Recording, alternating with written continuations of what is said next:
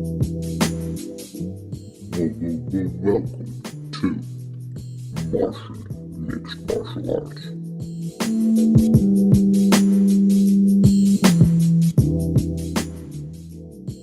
Wow. Wouldn't it be crazy if the aliens manufactured you to be a mixed martial arts fighter? They're like, let's see if we could just turn this I'm dude sure into a bad I'm sure motherfucker. if it would have happened, I would have been much better than this. Much better than this. You're the fucking champion. What are you Yeah, talking but about? if I would be alien manufacturer, I would be Superman, you know?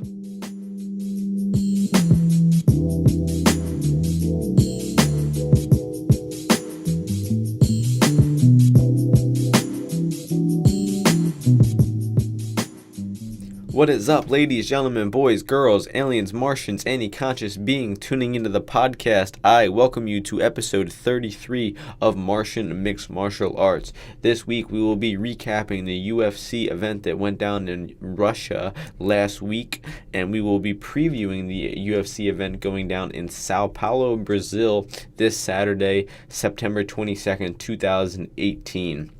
We will also be discussing the Jon Jones USADA case, and I believe that we have to start off the program talking about this news story that has broken in the past 24 hours. I'm recording this Thursday the 20th, and the story officially broke last night around, I would say 5 or 6 p.m.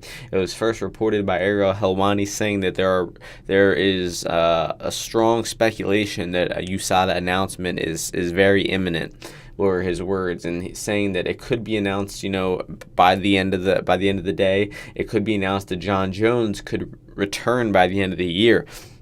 A lot of people thought that this was a fantasy that we've been dreaming about, and unfortunately, we thought it was never going to come about. Their UFC 230 goes down at Madison Square Garden in New York on November 3rd, 2018, and there is still no official main event announced. It's very rare for the UFC to leave this very short amount of time between an event and when the main event is not announced, especially when it's in Madison Square Garden, a huge event for the whole entire rest of the card is announced. There's already a ton of great fights on it. It just needs that one finishing touch of a main event.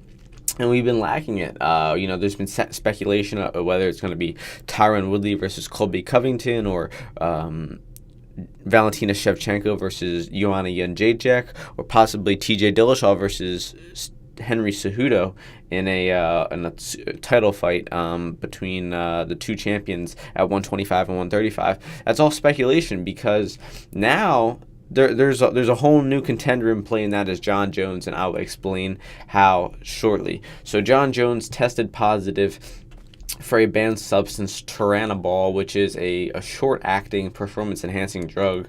If you were intentionally taking Turinabol, you would take it, 24 to 48 hours before an athletic competition. And Jon Jones was fighting on July 29th, 2017.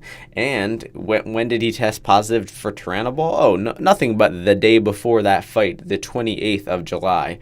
So Jon Jones, this was his second failed drug test under the USADA reign. He also failed a drug test around, I believe, July 4th or 5th of 2016, right before UFC 200, that led to his fight with Daniel Cormier being canceled in the week up to the fight. And this was his second USADA violation. So the minimum for the second violation, according to USADA, is 2 years. It can go up to maximum as 4 years. We've seen fighters in the UFC like Tom Lawler, Chad Mendes, Lyoto Machida, Josh Barnett, all receive longer suspensions, 18 months, 2 years, for their first violation. Their first violation, and unlike Jon, they decided to just admit to whatever they had done wrong, to whatever they took, and they got 2 years or 18 months. While Jon Jones had the money and the litigation efforts to fight USADA for as long as he ever wanted to create some crazy arbitration process, and eventually it seemed like his plan was to just wear them down, just keep challenging, keep reviewing all of the evidence in USADA that they've gathered and just stall them out. And that's apparently what he was doing. There was violations by USADA that happened 3 months ago, and they already handed out their suspensions within a couple of months. But this case had been 14 months after it happened, and there was still no word on it until yesterday, when it announced that Jon Jones isn't getting 48 months, he's not getting 24 months, he's not getting 36, anything like that. He's getting 15 months. So as opposed to the mandatory 24 months for the second violation, for some forsaken reason, he is getting reduced time. And that reason would be that he is providing substantial assistance or significant assistance, I forget the exact wording of the USADA memo, towards USADA in exchange for a reduced sentence. Significant assistance. That sounds like something that, a drug dealer would have written on his affidavit when he's trying to figure out, like, which one of his lieutenants turned him in. It's like, significant assistance? What the hell is going on here? Somebody must have ratted, right? Yeah, it means you're telling on people. You're giving them information on whatever it is, on who athletes that are doping, coaches that are providing steroid, distributors and doctors, how he does it, how he cycles, how he gets away from USADA. Who the hell knows what the hell Jon Jones told USADA in exchange for this reduced suspension? It's insane, because a dude who has tested positive for cocaine, tested positive for 2 steroids, was involved in a car accident when he was drunk and crashed his car, was involved in a hit-and-run accident when he hit a pregnant woman and fled the scene, leaving drugs and his car behind, being stripped of his UFC title 2 times. Maybe it's 3 times. I don't even know. I think it's 3, actually, because he was stripped after. Was he stripped after the cocaine test? I think he was.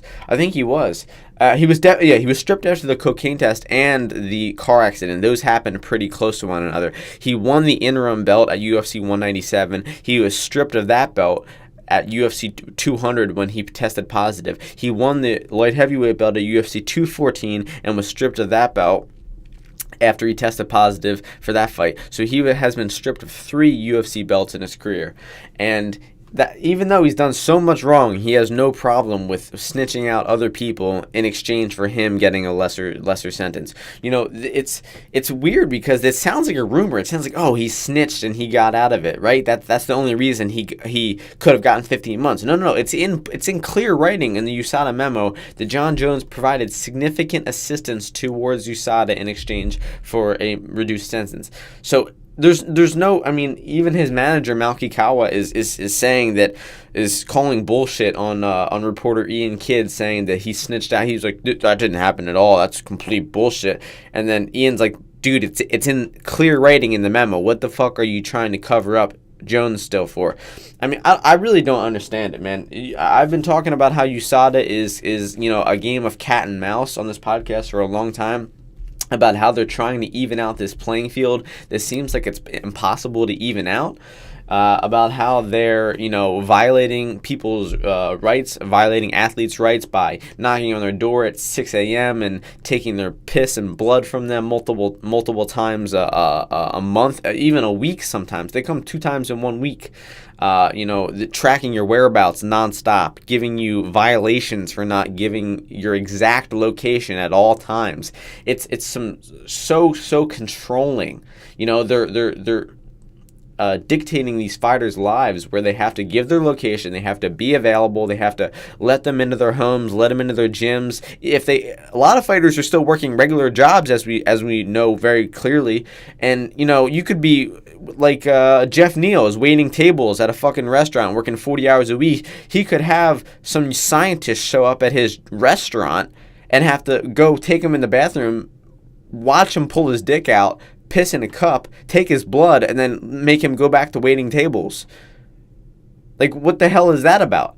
Okay, if you're going through all of that, you're tracking these people's whereabouts, you're showing up unexpectedly, you're watching them pee, you're taking their blood out, you best believe that system better be working, right?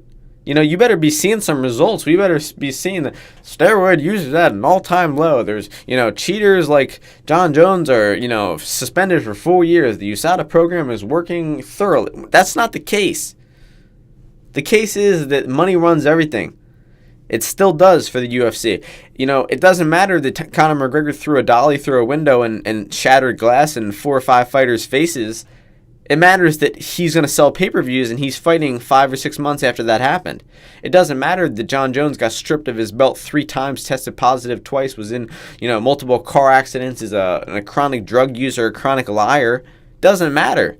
They need a main event for UFC 230, and it doesn't fucking matter that if they have to violate their entire, policy on USADA, they have to make a complete farce of it and make a joke of the system. It doesn't matter that they have to do any of that. What they need is their main event. They need their ticket sales. They need their main their fight, whatever they want it to be. Whether it's Jon Jones versus Daniel Cormier, Alexander Gustafsson, who the fuck knows? Somebody pointed out on Reddit and they said, man, it seems a little too coincidental. Oh, by the way, Dana White has come out and said that the Jon Jones is not fighting at UFC 230. His suspension is up October 28th, 2018. UFC 230 is on November 3rd. That is 6 days after. For this event, for it to be announced right now, so listen, it's too good timing. It's too fucking good timing. Do you realize like what is going on? So we hadn't known for 14 months. They were keeping it under wraps for 14 months. While all of a sudden, Jon Jones, a guy who doesn't really work that hard out of camp, unless he has a fight lined up, he doesn't really train. He's so good he doesn't need to. He starts posting videos of him training, him hitting mitts here, him doing this here, he's working out a little bit, and you're like, wait a minute, why is Jon Jones working out? We even mentioned it on the podcast a little while ago. Why is he doing, he's posting these videos, something must be coming about. Chael Sonnen pointed out, something must be coming. He must know something we don't.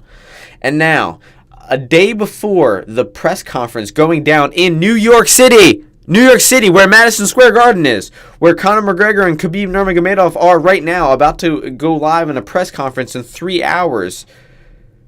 The night before that press conference happens, they announced that Jon Jones is going to be exonerated 6 days before this event they don't have a main event for.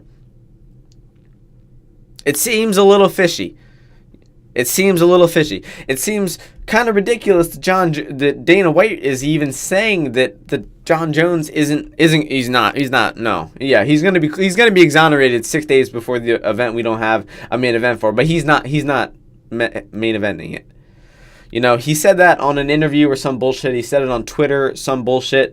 It's very, very likely that we see a Jon Jones fight announced within the next 3 hours. It'll probably be announced by the time this podcast is uploaded, by the time you're all hearing this.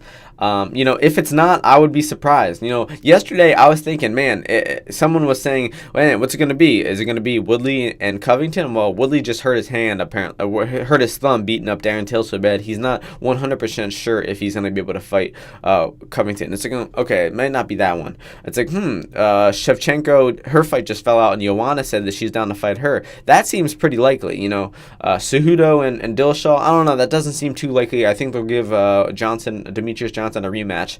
So maybe Shevchenko versus Joanna. That's what it was seeming like yesterday, before this news broke. Now that this news broke, I find it very, very likely that there's some serious manipulation going on, serious undercover planning, that Jon Jones has known about this for months. The UFC has known about this for months. On the broadcast for UFC 228 a couple weeks ago, Joe Rogan said that he mentioned saying, like, you and I know what the main event for UFC 230 is, but we can't announce it yet. Like, he said that he knew some information that hasn't been announced to the public yet. Seemed a little strange. Like, what the hell were they keeping under wraps? It had to be big, and it was big. I just can't stress enough about how ridiculous this is. I don't care that Jon Jones did steroids. I don't care. I love to see him back in the octagon. He's the greatest mixed martial arts fighter that has ever fucking walked the planet. Okay, I care about the UFC constantly making a hypocrisy of themselves, constantly undermining themselves, instituting this policy, this USADA, going on for since July of 2015. It's been going on for 3 years when they're tracking people. They're tracking their locations. They're tracking their, they're getting their blood, their piss, their everything. They've been doing this for 3 years, and all of a sudden, because they need one main event, they're going to throw it all out the window and make a joke of the rules, just completely make a mockery of the system. How is any other athlete going to trust USADA at this point? And this brings me into another point. Daniel Cormier, Daniel Cormier is a tremendous fighter. He's the double champion of the UFC right now. Jon Jones' biggest rival. It hurts me to see DC knocked out, like the way he was against Jon Jones, which was apparently enhanced human being at the time. But, man, DC has been fighting and beating steroid-enhanced humans his entire life. What beat Daniel Cormier in that fight was not steroids, it was technique. Jon Jones is, setting up an oblique kick, setting up a body kick, and then going high with the head kick just when he has Daniel Cormier thinking about the body and the oblique kicks, and he rocks him with the high kick. It's genius. It's crazy, mental IQ, fight IQ. Steroids don't teach you that. But you just can't have this system in place and scrutinize certain fighters like Daniel Cormier, testing him 30, 40 times over the past couple years, and him passing every single one of those tests, but they're still testing him once, twice a month. While Jon Jones wasn't being tested at all for the past, we're something like 35 weeks into the year, 30, 40 weeks into the year, and Jon Jones hadn't been tested for the first 30. The guy who tested positive 3 times. But you're testing the guy who has tested clean 70 times in his career. You're testing him, every week, every other week, every month. It's ridiculous. And Daniel Cormier was on UFC Tonight last night. And the reason why I don't think that Jon Jones and Daniel Cormier are going to fight, because Daniel Cormier doesn't seem like a liar. He doesn't seem like a guy who would put on this fake show, this fake, announcement, this fake speech like he did last night, and then all of a sudden turn around today and announce a fight. Daniel Cormier said, "Listen, I have bosses, and they're telling me I got to talk about this. I don't want to talk about Jon Jones. I'm being forced to talk about Jon Jones. I've moved on. I have a fight with Brock Lesnar lined up. I am focusing on that. But here's the deal, USADA. You can't come to my door at 6 in the morning anymore. What's the point? What is the fucking point? Man, this hit home so hard. You have a champion, the reigning over the light heavyweight and the heavyweight division. The guy's about to fight Brock Lesnar, and he is saying that USADA, man, you're not taking my piss anymore. You're not taking my blood anymore. I'm not giving you my location anymore. Because what the fuck is it all for? If a guy who tests positive twice is let off the hook with a lesser suspension than guys who, accidentally took trace amounts of substances that have been, proven to be like tainted supplements, You get a supplement that says it's creatine, they have something else in there, and you test positive. They test the supplement, they find that there's a banned substance in it, and you still get a longer suspension than Jon Jones got for taking a banned substance twice. No doubt about it. There's no Turinabol in pre-workout. There's no, whatever he tested positive for the first time, clobutrinol, whoever the fuck it was.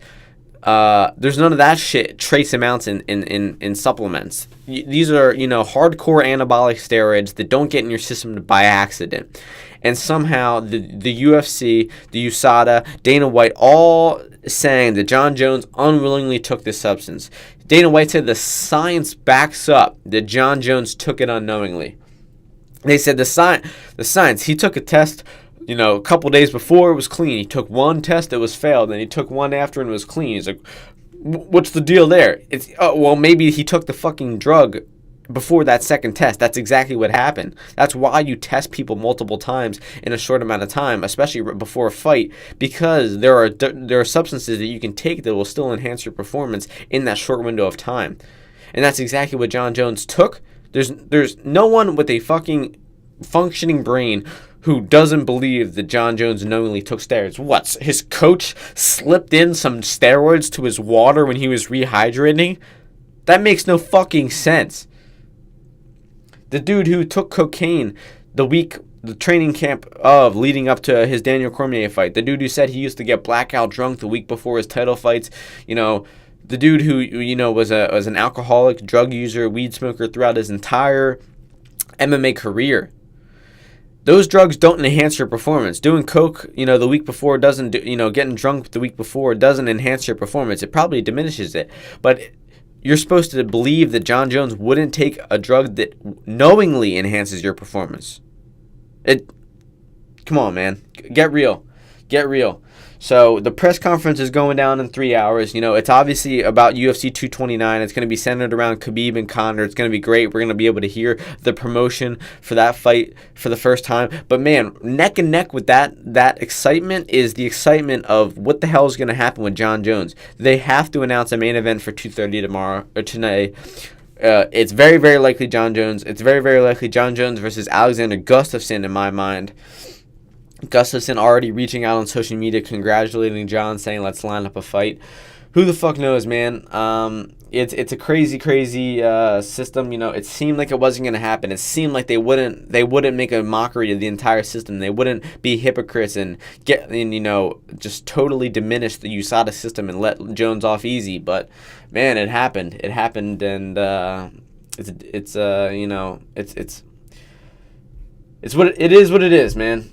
Who the fuck knows? We'll talk about it more next week after this episode, and we'll be doing an episode after this Sao Paulo card, and then we will do an episode completely devoted to UFC 229. So with that being said, the Jon Jones news is over. We are going to be moving on to the UFC event that went down in Moscow, Russia last Saturday, headlined by Mark Hunt versus Alexei Oleinik. So we had the card on paper had a lot of mismatches. It didn't have too many interesting matchups. It didn't have a lot of promise looking into it. It was exciting that the UFC was going to Russia for the first time. They finally broke into this market they've been trying to get into for a while. There were a lot of, great performers on the card with favorable matchups. We thought we were going to see some great performances. I would say the card was an average card. It didn't necessarily disappoint me. It didn't thrill me. I'm not going to spend too much time going through it. We're going to spend the time mostly diving into these Sao Paulo fights, but I'm just going to graze over these fights real quick. So Merab Dvalishvili defeated Terrion Ware by decision. Just a complete domination by Dvalishvili. Just takedown after takedown. Ware had nothing. Apparently Ware injured himself pretty early in the fight, but who the fuck knows? He wouldn't have been able to stop those takedowns if he had 3 or 4 arms. So, Ware unfortunately went 0-4 in the UFC, facing super, super stiff competition. Merab got his first win in the UFC. So good for him. Merab's looking really good. I believe he called out Sean O'Malley, which is actually a very good fight for him. Merab, I think that O'Malley would not be able to stop his takedowns at all. But I don't see the UFC giving Sean O'Malley that fight. He's already, I would think, 2 or 3-0 in the UFC, and they're still giving him easy fights, like his matchup in a couple weeks. So not too much faith in the UFC to match them up. But Merab is looking good, and unfortunately, Terrion Ware will be cut after this fight. 0-4. There's pretty much no justification for him getting a 5th fight, and hopefully he can get some wins back on the amateurs, get his wrestling back up to speed. Maybe take some performance enhancing drugs, because man, this guy has no power in his hands, has no explosiveness, has nothing. He's got good technique and good skill, but just no power, no aggressiveness. So moving on, we have Ramazan Emeev taking on Stefan Salucic. Just complete domination by Emeev, taking him down, showing off his striking, looking pretty good in there. Not exactly looking like minus 600 in there. This line, a lot of these lines were extremely, extremely juiced. As we know, we were going over the massive amount of favorites in this card, but Emeev taking out Salucic pretty easily in this one. Moving on, we had Jordan Johnson take out Adam Yandelev by an arm triangle choke in the second round. This fight was a pretty crazy first round. It was high intensity. A lot of grappling scrambles like we expected.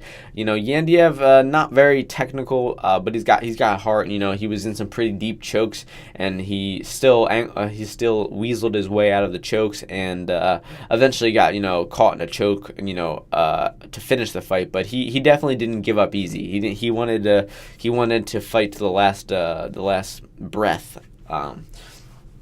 But Jordan Johnson looking much improved. He's really I think gonna start showing his full talent in his next couple fights. He hasn't really been able to get off all of his skills in his first couple UFC fights, but I think he's really growing into his talent. Next fight we had Magomed Ankalaev take out Marcin Prachnio with a head kick in the first round. Man, he blasted this kick, man. Prachnio had his high guard up, and it didn't matter. Ankalaev bounced this kick off his forearms, and it still knocked Prachnio down. Just massive power. Ankalaev obviously had a huge brain fart in his last fight, and I believe that fight will probably stain him and his reputation forever. People will always, maybe discredit him a little bit for losing that fight, but he certainly looked like the killer that we know that he is. He really just came in there just trying to prove a statement, and he took Prachnio out really quick in this one. So super impressive from Ankalaev. I'm really looking forward to him getting some. I hope the dude has a visa, because man, there's some really good fights that are going on in the light heavyweight division. Dominic Reyes and Ovince St. Preux, Eric Anders and Thiago Santos, which is the main event of this week's card, are a lot of potential contenders at 205. Volkan Ozdemir, Anthony Smith, a lot of guys, man. So hopefully Ankalaev is able to get over the U.S. But man, even there's a good amount of talent internationally, too. We had that Singapore card where Tyson Pedro and Ovince St. Preux fought. Iri Latifi is an international guy, so there's still matchups for him at 205 internationally if he's not able to get in the U.S. But man, as we see, like with this next fighter, Maribek Taisimov, if you do not have a U.S. visa, man, it is tough to progress your UFC career. Maribek Taisimov defeating Desmond Green by decision. He's, I believe, 7-1 in the UFC now, but man, he said after this fight, if I can't get my US visa, I might retire. Because there's just not too many, there's not too many high-level fighters that are willing to travel, internationally to take on a killer like Taisimov. Unfortunately, Desmond Green obviously was very game, and didn't look plus 400 in there. Desmond Green was pretty competitive. Taisimov really just edged this fight out. He missed weight by 5 or 6 pounds too, so pretty bad showing from Taisimov. There could have been an injury because he didn't look himself. He wasn't throwing as many heavy punches in this one. And, Desmond Green has never been finished in his career, and, wasn't finished in this fight either, as a lot of people thought that he was going to get finished. Doesn't really have the greatest striking, and Taisimov is a murderous puncher. So, Taisimov looking a little underwhelming in there, honestly. Paul Felder was even throwing a little bit of shade his way, saying, damn, you missed weight by 5 or 6 pounds, and, you're still looking average in there, barely winning this fight. So maybe Paul Felder wants to come over to Russia or some shit and fight Taisimov. But moving on, Rustam Khabilov defeating Cajun Johnson in a split decision. This was a robbery, no doubt about it. Cajun Johnson won this fight. Rustam Khabilov, the Russian, won this fight on the scorecards. I believe something like 75-80% of people. Let me check our good old MMADecisions.com. Those guys should sponsor me, honestly.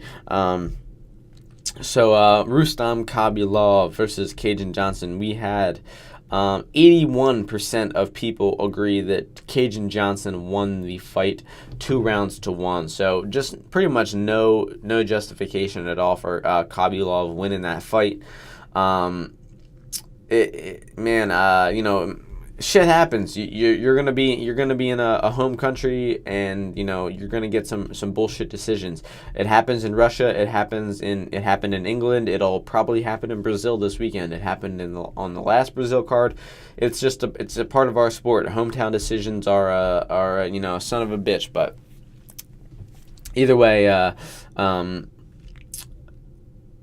Cajun Johnson, unfortunately, I believe this was his last fight on his contract, and he is at the front of the unionization efforts towards the UFC. So, man, him unfortunately losing this fight is not looking good for him and the rest of his career. Hopefully, the UFC signs him, but man, we know their reputation towards people trying to unionize. They don't have any obligation to re-sign them, and they won't if they feel they're going to be a problem. So. Cajun will probably be cut, and Rustam Khabibulov looking way past his prime.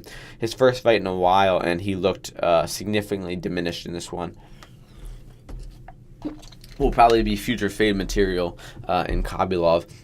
The most fun fight of the night, Peter Yan defeating Jin Sun Sun by unanimous decision. Just a crazy barn burner of a fight. This Jin Sun Sun motherfucker is crazy.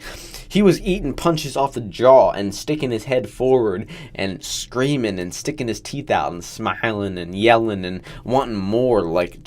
He would get hit with a combo, 1, 2, 3 head kick, and then he would go and stick his teeth out and stick his face out and be like, "Come on, dog, hit me with some more shots."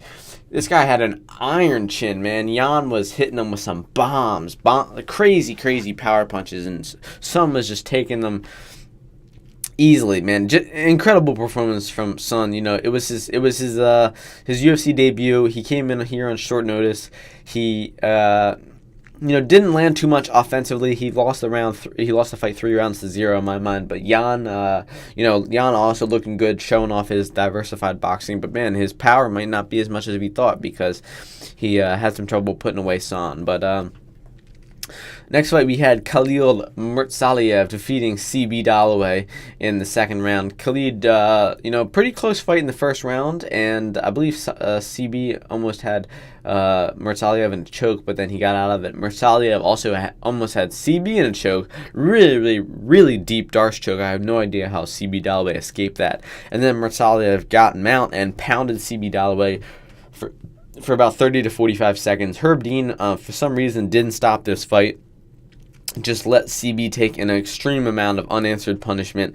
It was one of the worst stoppages I've ever seen. And as Dalloway couldn't even get back to his feet and was fucked up on the ground after the round was over, that's when they decided to call it instead of when he was eating all the punches beforehand. But just terrible refereeing by Herb Dean.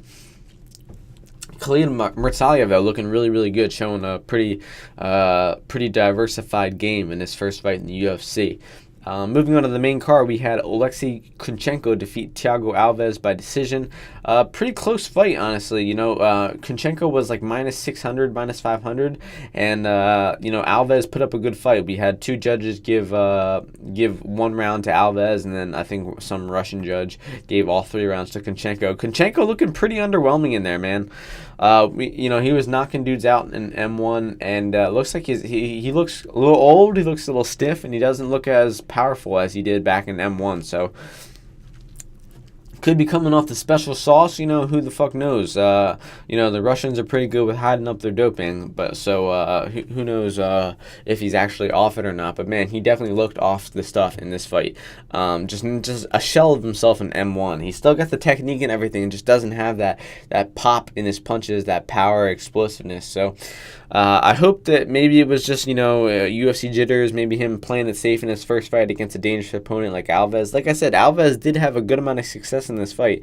So, but I mean, I think that Kunchenko, despite his 19-0 record, will end up losing some fights in the UFC against maybe not even the highest level competition. He might fight some top 15, top 10 guys and end up losing in the future. Next fight, in the worst fight that I've seen in a very long time, Shamil Abdurmanikov defeating Andrei Arlovsky by decision.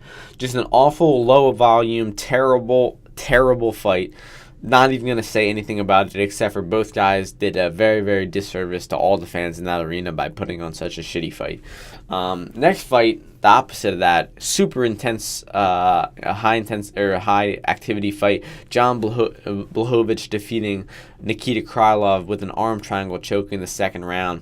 Nikita, I believe, got Blachowicz to the ground and was doing a little bit of damage to Blachowicz.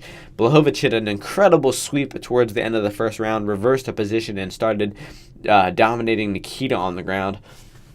Surprisingly, Blachowicz wasn't even like a 2-1. I was like 2-1 after the first round favorite. I thought from that fight on, from that moment on, I was pretty confident in my Blachowicz play that he was going to get the win.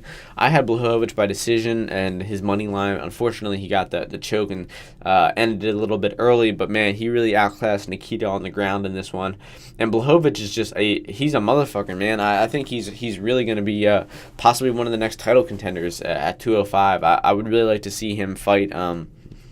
Like I said, some of these guys coming up at 205, possibly Ankalev or the winner of the winner of Santos and Anders, the winner of Ozdemir and Smith. The winner of Reyes and Shogun. A lot of good fights going on at light heavyweight all of a sudden after the division was in a bit of a lull. But like I said, Blachowicz I think is at the front running of the division right now, obviously behind the champion.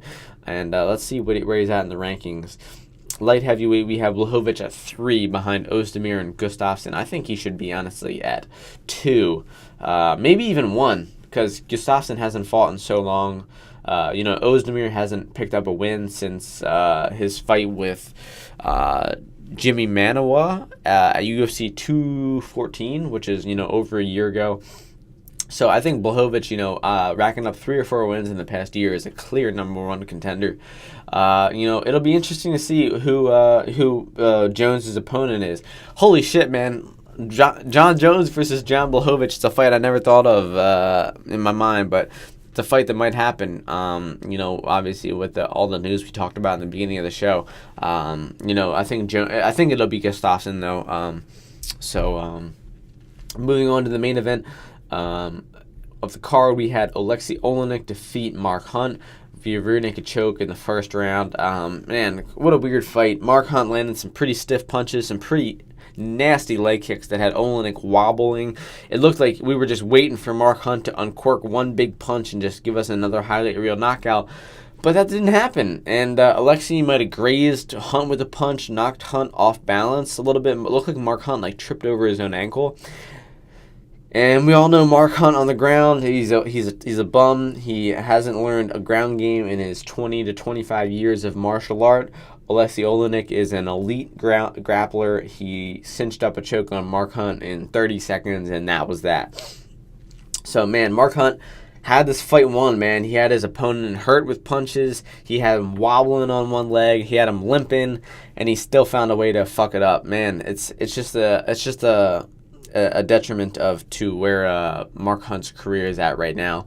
There's been rumors of Gokhan Saki, fellow striker, former K1 champion like Mark Hunt, those two being interested in fighting one another. That'll be a perfect fight. It'll be kept standing. It'll be a slugfest on the feet, so neither one of them have to grapple. And, that'll be a great fight for the both of them. Hopefully the last fight of Mark Hunt's career. I believe he wants to fight on the New Zealand card at the end of the year or something like that as his last fight, which is a very smart move by Hunt. It's definitely time to wrap it up with his career record of 13-13, standing at 44 years old. So moving on to this week's card, like I said, this Russia card was wasn't a disappointment. It didn't thrill me, but it was just a little bit in the middle, a bit of an average card, and but definitely great to get the feet in the water. It did great attendance wise, 23,000 people sold that bitch out. There were apparently 15,000 people in the arena for the first fight, which, man, in America, there will be, a few hundred, I'm not kidding, a few hundred people in the arena for the first fight. And then it'll slowly progress to maybe a few thousand during the prelims, and then maybe it'll hit the 10,000 mark during the main card co-main event time. But man, people really take their time getting there, but not the Russians. They were there early for this one. They were really excited for the UFC to get there, and I think the UFC will be going back pretty shortly. So, moving on to the card this week, we are in Sao Paulo, Brazil. This event has had a crazy amount of changes to it. Let me read off some of the changes that have happened to this card. Let's see, Tapology. So the headlining fight is the one that suffered the most damage. It was started off as Glover Teixeira versus Jimmy Manuwa was the main event. It then went to Jimmy Manuwa versus Thiago Santos as the main event. The Jimmy Manuwa flies down to Brazil, fight week, goes for a run, and apparently tears his hamstring on his run. Forces him out of the fight, and Eric Anders fills in on 6 days' notice. We also had a lot of other fights. Neil Magny versus Alex Oliveira fall through. Bilal Muhammad got injured with his fight versus Aleski dos Santos. Mark Godbeer fell out of his fight with Luis Henrique. Caitlin Vieira got injured with her fight out of Tonya Evinger. Antonio Carlos Jr. out of his fight with Elias Theodoro. So a lot of Brazilians taking a hit on this one. The card has been a little bit diminished by those injuries.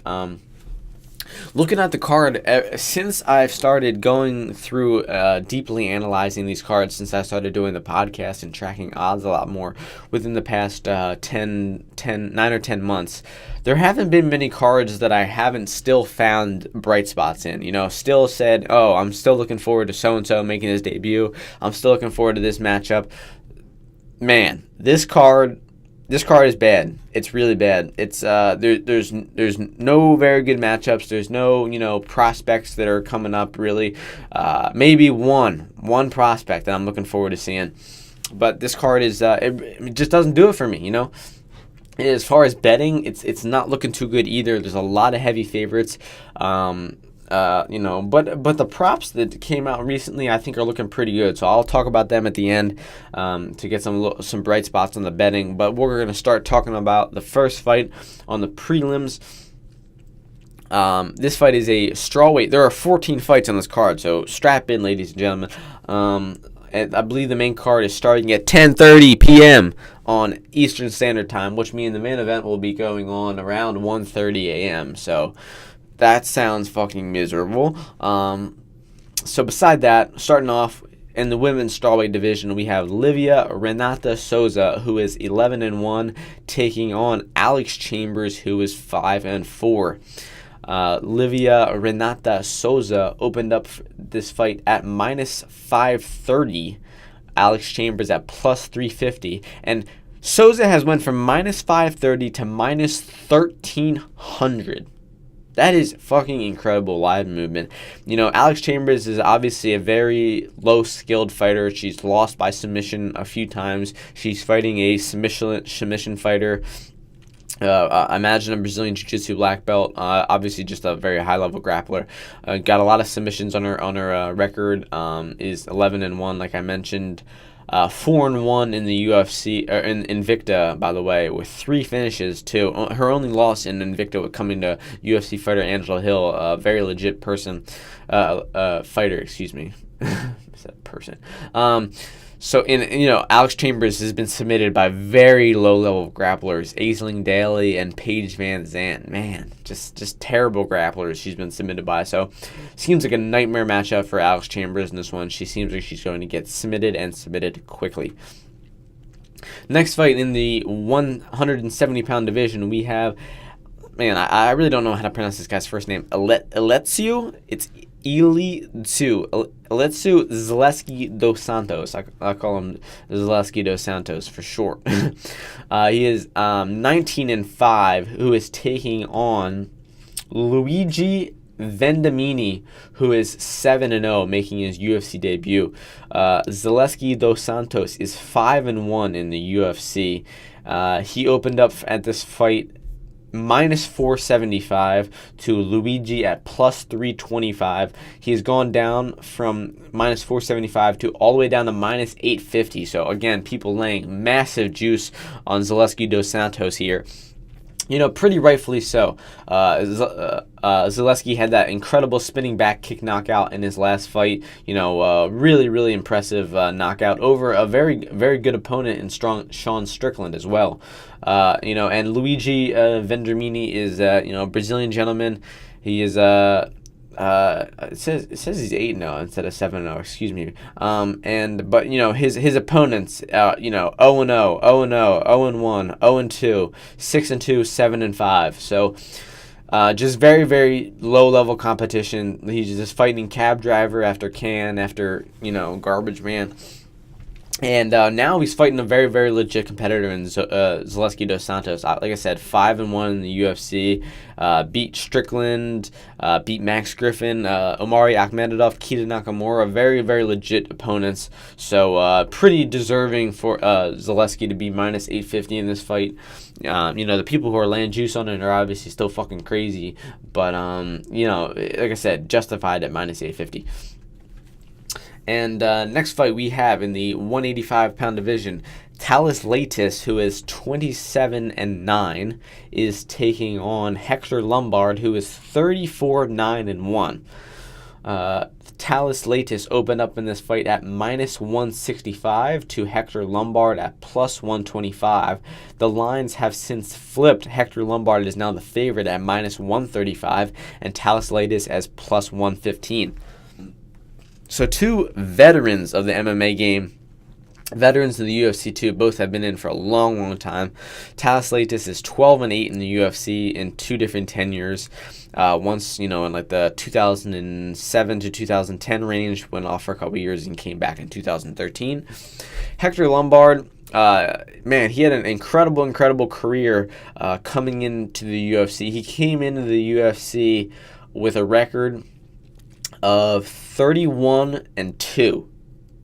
He is now 34-9-1. He's gone 3-7-1 in the UFC. Just a terrible career in the UFC. He's lost 5 in a row, losing his last fight via disqualification to CB Dalloway he started throwing a combination, the bell rang, and then in the middle of the combination, he knocked out CB Dalloway, and they ruled it a disqualification. Honestly, unjustly so. He was in the middle of the combination at 4 minutes and 59 seconds. He was throwing whatever it was, 1, 2, 3. And he threw the 1, and then as the bell rang, and then he threw 2, 3. Okay? It is the referee's job he hears the bell. Clap, clap, clap. He is waiting. He's waiting to jump in between the fighters, to stick his hands in between them and separate them so they don't throw any more blows. So he's waiting, probably counting down in his head, 9, 8, 7, 6, and then right when it's at 1 second, he's jumping in between the two of them to stop the fight, okay? If the ref isn't jumping in between the two of you to stop the fight, then it is the fighter's job to still be throwing fucking punches. It happened versus, in Jose Aldo versus Chad Mendes. It happened in Jermaine Durandame versus Holly Holm. It happens not somewhat frequently, but it's happened before. And it's usually at the fault of the ref. The ref is supposed to get in between there and make it so no more punches can be thrown. The ref did not do that, and he disqualified Hector Lombard for doing nothing wrong. So, despite Hector Lombard losing 5 in a row, he basically won his last fight. Thales Leites, his last fight, was looking decent against Jack Hermansson, was winning the fight, and in the third round, it looked like he just rolled over, gassed out, and got finished. It was incredible, man. I had a bet on Thales Leites in this one. And, I was fucking dumbfounded. He was clearly winning the fight. Like, it was on his way to winning his third round. I think 3-0. And it looked like Hermansson just bumped his hips. He flipped over, ended up on bottom, and just couldn't get off his back and got pounded out for a finish. It was incredible, man. Leites is, let me check his record. Leading up to that fight, I feel like he was struggling a little bit before that fight too. Yeah, he has been looking at like a shell of himself in the past couple years, losing to Bisping, Mousasi, obviously very high level opponents, getting a win over Kamosi and Alvey, losing to Christoph Joko, Brad Tavares, Hermansson. Yeah, so 2-5 in his last 7. He's struggling. And but this fight is in Brazil, his home country. I think that'll fare well to him. He's got a declining opponent as well in Hector Lombard, so it's a winnable fight for Leites. I liked Lombard's line at plus 125 where it opened. I actually hit that line for a half a unit, and I'm pretty happy with it considering the lines has since flipped.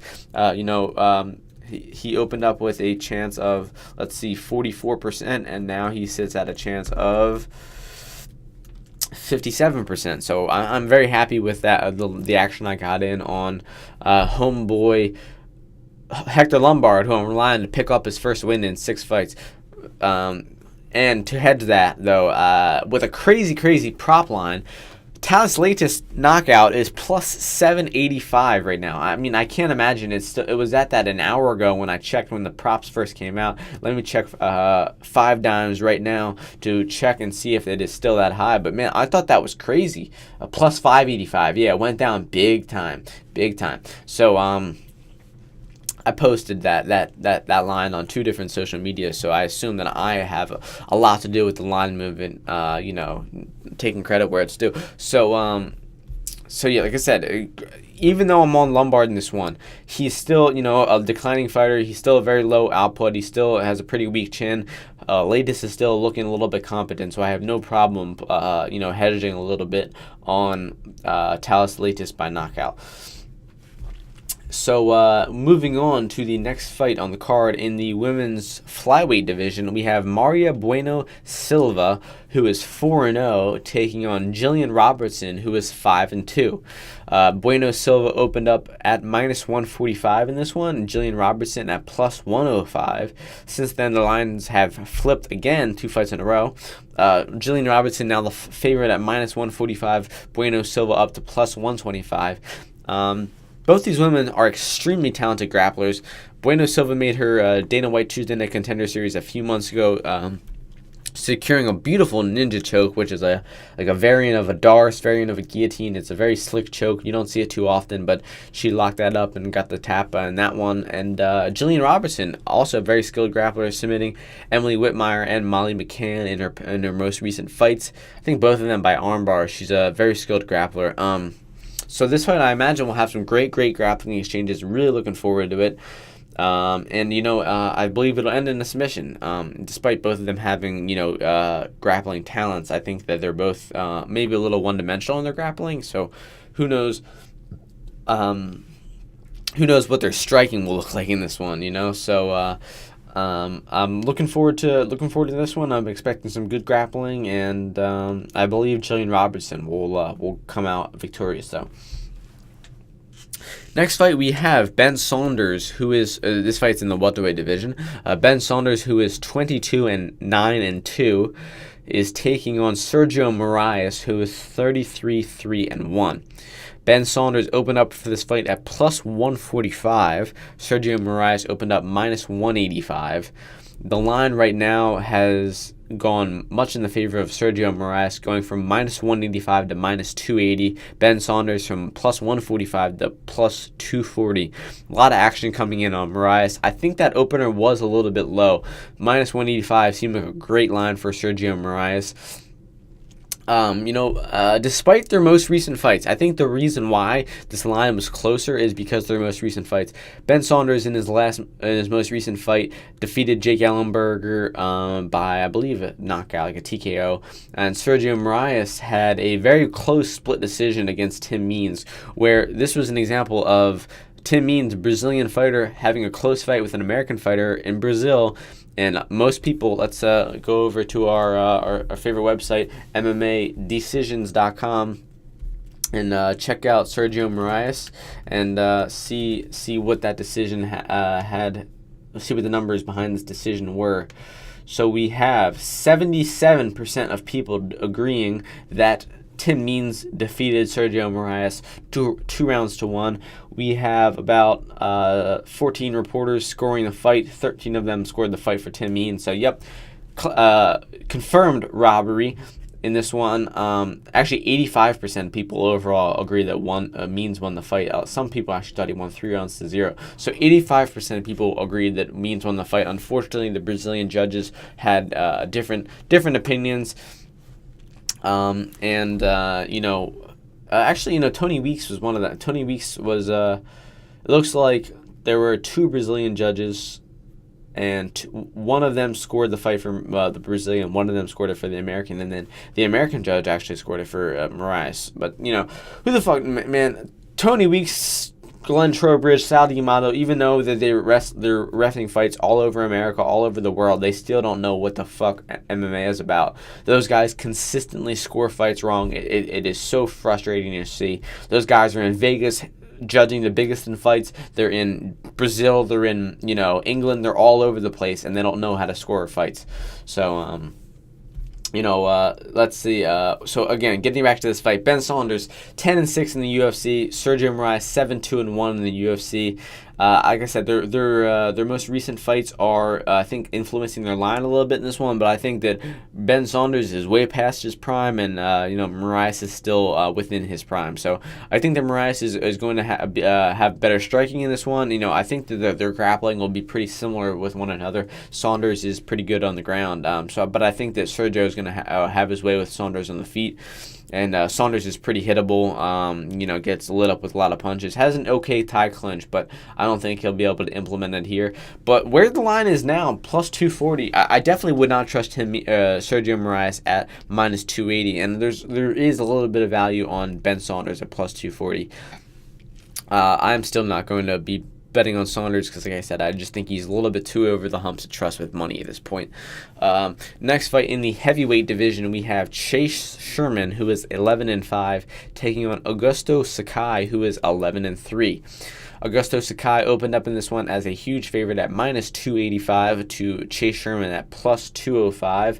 And looking over at 5dimes.eu, we have Chase Sherman at plus 215, Augusto Sakai at minus 255. So the lines have tightened up a little bit.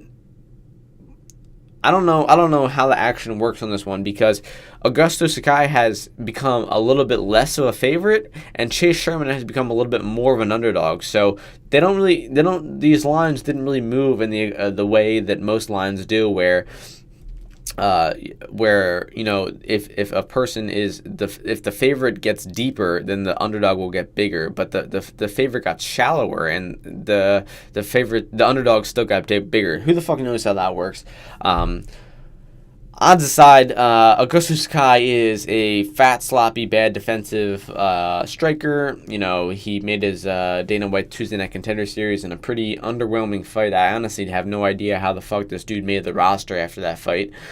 Chase Sherman also, no idea how the dude's on the roster at this point. He is 2-4 in the UFC. He's got pretty bad defense, gets lit up with a lot of punches, not the best chin, like I said, 2-4. He's got knocked out by Shamil Abdurmanikov. Shamil! With the guy who just had the most boring fight I've ever seen, who looked like he couldn't fucking knock out a bantamweight, and he somehow knocked out Chase Sherman. Who knows, man? His chin is weak. I think the Sakai should not be trusted at minus 250 for sure. But man, I have a hard time trusting Chase Sherman even at plus 200. I do like Chase Sherman's knockout line at plus 510. I think that there's if Chase Sherman has a way of getting this fight done at all, obviously it's by the knockout, and I think that there's a little bit better of a 14% chance that he knocks him out. So let's see. Yes, 17% chance that he knocks him out. I think there's a little bit higher than that, maybe 25 to 30%. The line hasn't moved since I reported my findings on the props. The props dropped about a couple hours ago, and I tweeted out and I posted on ShareDog a couple of props that caught my eye, and just share them out. So moving on in this fight. Oh yeah, so Sakai, I can't trust him. I'm gonna pick Sherman in this one, despite him being 215 and me not trusting plus 215 and me not trusting that money line. I'm still gonna pick him. So moving on into the next fight, we have Luis Henrique. This fight is at 205 light heavyweight division. Luis Henrique, who is 10-4, taking on Ryan Spann, who is 14-5. This fight opened up Luis Henrique de Silva at plus 155 to Ryan Spann at minus 195. The lines have tightened up a little bit. Ryan Spann is now minus 160. Luis Henrique plus 140. So it seems like the opening was a little bit too steep on Ryan Spann, and people are betting a little bit on de Silva as the underdog. Ryan Spann is coming off of 3 LFA finishes and a win on Dana White Tuesday Night Contender Series, while Luis Henrique de Silva is coming off of 2 losses to Martian Tabura and Asian Bueller. Ted Burr is a very legitimate heavyweight. Bueller is not. So this fight is taking place at 205, though. Both of the gentlemen are dropping down in this fight. So I don't really have a clear prediction on this one because I just haven't seen enough of the two gentlemen to make a clear prediction. So with that being said, I'm just going to move on and to a fight in the lightweight division. Evan Dunham, who is 18-7-1, taking on Francisco Trinaldo, who is 22-6. Francisco Trinaldo opened up in this one at -210 to Evan Dunham at +165, and surprisingly, people are still betting at Francisco Trinaldo at -210. He currently sits at -245 to Evan Dunham at +205. Very interesting. Evan Dunham was on a 4-fight win streak before he lost his last fight to Olivier Mercier. Evan Dunham has been in the UFC a very long time. He's 11-7 in the UFC. Trinaldo is 11-5. Both these guys are very established veterans. So Evan Dunham 4-5 in his last 4-1 in his last 5. Excuse me. Hard to believe he's +200 right now. I think there's a good bit of value on him. Trinaldo losing his last fight to James Vick. He was just outstruck in that one. Trinaldo's got good striking. He's got decent wrestling too. He beat Jim Miller in his fight before Vick. Fought Kevin Lee in his fight before that. Struggled in that one and lost. But it's I don't know. It's gonna be tougher. It's going to be a striking match, I think, and I think that Dunham will not fare well against Trinaldo. I think that Trinaldo will win this one, but I think that there's value on Dunham at +205. What he is right now? Yeah, we definitely wouldn't trust Trinaldo at -245.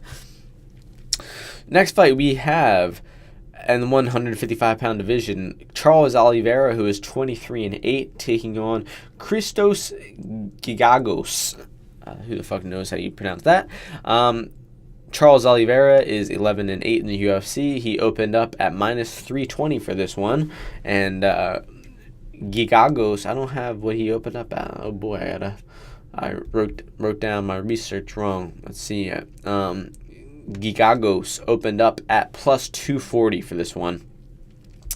If I look over at 5dimes.eu right now, Charles Oliveira is currently -390. Gigagos is +320. So Charles Oliveira being bet down a little bit, but not as much as some of the other favorites in this one, surprisingly.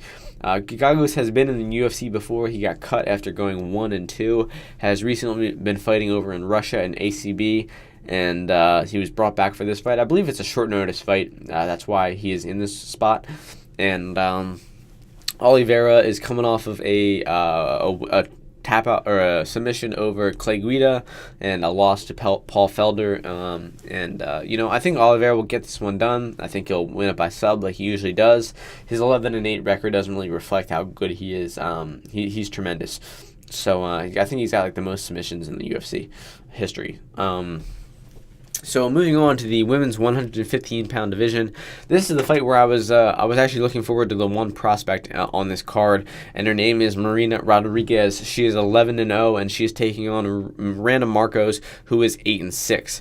Marina Rodriguez opened up in this one at -160 to Randa Marcos at +120. This line's been going all over the place all week. I've seen Rodriguez as a favorite. I've seen Marcos as a favorite. I've seen them flip-flop 3 or 4 times. Marcos is right now at -120. Rodriguez at +100. So the lines have flipped. Seemed a little steep to open up Rodriguez at -160 versus a proven UFC veteran like Marcos. She is 4-5 in the UFC. Obviously not the greatest record. Also losing her last fight to Nina Ansaroff in a pretty low IQ fight. I don't think Marcos has a good fight IQ. She's got decent wrestling. She just doesn't know how to implement it well. She doesn't know. She doesn't know how to use it. She goes for takedowns at the wrong time. She goes for desperation takedowns. She goes for judo throws when they're not going to land, and she puts herself in bad spots a lot. And her wrestling kind of negates itself because, like I said, she puts herself in bad positions with her wrestling. Like what happened with the last fight versus Nina Ansaroff. It was a razor-thin fight. It was 1 round apiece. Marcos won the first. Ansaroff won the second. The round 3 was really close. Neither woman had done much in the first 3 minutes and 30 seconds. With 90 seconds left, Randa Marcos goes for a head and arm judo throw, ends up on bottom, and Nina Ansaroff wins the third round for a decision.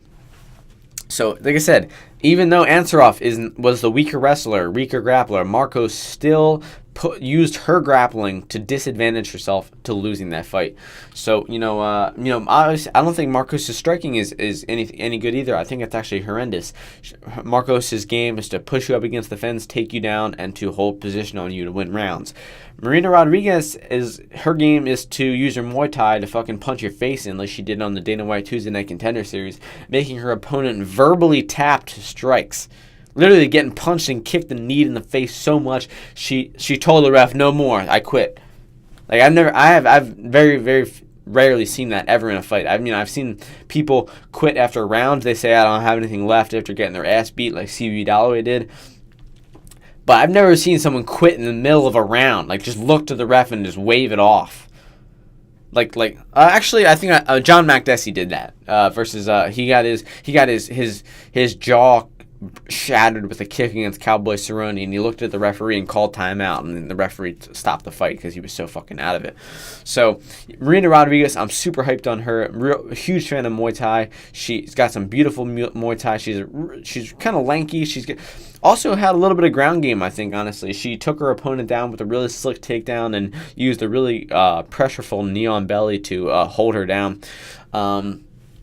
Showed some weaker grappling in her other fights. With some women's names, some Brazilian women's names, so I'm forgetting at this moment, Vieira and Gugambos or something like that.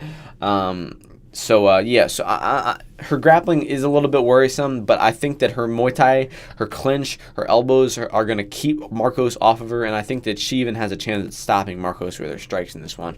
So I'm on Marina Rodriguez as an underdog in this one. I got her at plus 110, very happy with it, considering the line is bouncing all over the place.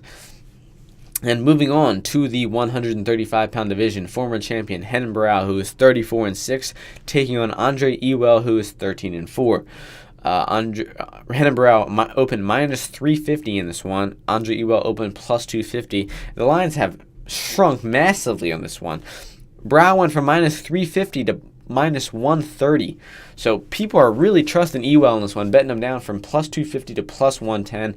People are obviously just thinking that Barão is so shot. He is so past his prime. He's such a shell of his former self, the champion that once was, that he even can't beat this regional contender like Andre Ewell.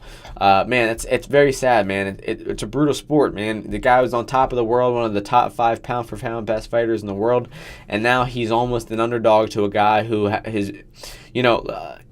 his Andre Ewell, his fighter, a lot of his fights have come over guys with terrible records. 1-18. I'm reading off his opponent's records.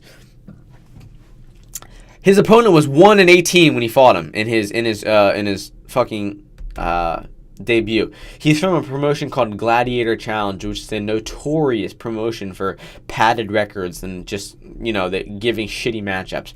1-18, 0-0, 0-13, 1-11, 0-3, 0-12. 0-1. A lot of his wins have come over just complete bums. And he's also lost a couple of those fights. He's lost opponents against 4-0, 4-1, 4-1, 5-0. He's lost 4 fights in these terrible regional promotions. So there are huge red flags with this guy. His ground game is not good. I can't believe that people are actually betting him down to plus 110 in this one.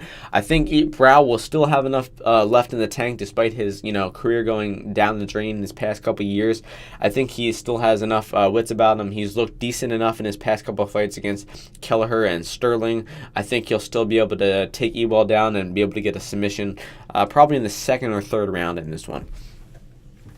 Next fight, we have Sam Alvey in the 205-pound division, who is 33-10, taking on Antonio Rogerio Nogueira, who is 22-8. Sam Alvey opened up in this one at minus 300 to Nogueira at plus 220. Looking over at FightDiamonds.eu, we have Sam Alvey minus 335 to Nogueira at plus 275. So people trusting Alvey even a little bit more, betting him down to plus 335. Nogueira is coming off of a suspension and a TKO loss to Ryan Bader all the way back in 2016, while Sam Alvey is coming off a couple wins over a knockout win over Martian Pracino and a decision win over John Vellante. So Alvey has looked a lot better in his recent years. Obviously winning fights while Nogueira has been on suspension, and Nogueira wasn't even looking that good before suspension. I think it's a recipe for disaster that Nogueira is even coming back. I really can't believe that he is coming back after the suspension. This fight is in Brazil. I'm sure he's getting paid good. He's a veteran of the sport, so he's probably just getting one or two more paychecks before he is out of here. But I think Sam Alvey will get this one done, although not very confident. I do not trust him at minus 335. However, I do not trust Nogueira at plus 275 either. Nogueira's decision line at plus 385 is the line to go at. If Nogueira wins this fight, it is a low volume decision that is gifted to him in Brazil, and plus 385 are great odds for that. In the co-main event at the 170-pound division, we have Alex Cowboy Oliveira, who is 19-5, taking on Carlo Pedrozelli, who is 11-1. We had Alex Oliveira open up in this one at minus 245 to Carlo Pedrozelli at plus 175, and right now Alex Oliveira has been bet down from minus 245 all the way down to minus 430. Pedrozelli's up to plus 345. So a lot of action coming in on Alex Oliveira. People trusting him pretty heavily in this one. I don't get it. I think Oliveira is the better fighter. I think he's more well-rounded, but you can't trust him at minus 430, dude. He's too unreliable. He's a brawler. He's a crazy madman. He gets in crazy back-and-forth fights almost every time. The dude is 8-3-1 in the UFC. He's had 12 fights, and only 2 of them went to decision, as 10 finishes. So, he brings it every time. Carlo Pedrozelli, he's a good kickboxer. I think that Alex Oliveira will probably take him down in this one and try to submit Pedrozelli.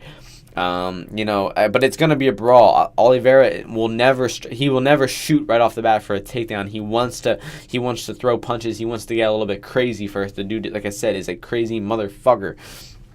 I love Oliveira. He's one of my favorite guys on the roster. He just brings it, man. I'm telling you, I love guys who bring it.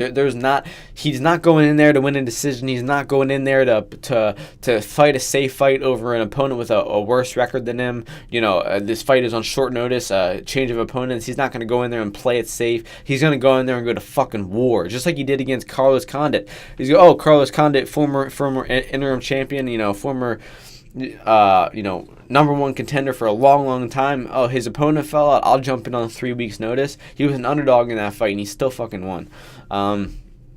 He actually, I don't know. He might have been a favorite. Who the hell knows? Let's check best fight odds to check if he was. I feel like he opened up an underdog and closed a favorite. He opened up minus 160. Yeah, no, he was a favorite in that one. Still, it was a crazy, crazy fight. I think Alex Oliveira will get the job done in this one. But man, Pedrozelli, if his takedown defense is on point, and he finds a way to be calculated and not get into a brawl with Oliveira, I think that he has a good chance of winning this fight. Outstriking Oliveira to a decision, because Pedrozelli is a very technical, very good kickboxer. Really impressed me with this fight against Brad Scott, how composed and how accurate and how powerful he was. So this will be a good one. Really looking forward to this. I think this is probably the best matchup on the card. And that being said, we'll move on to the main event. Main event in the 205-pound division. Both of these gentlemen moving up in weight class from 185. Eric Anders, who is 11-1, is taking on Thiago Santos, who is 18-6. Thiago Santos opened the favorite at minus 150. Eric Anders at plus 110, a slight underdog. Right now, Thiago Santos is minus 150. Eric Anders is plus 130. So a little bit of action coming in on.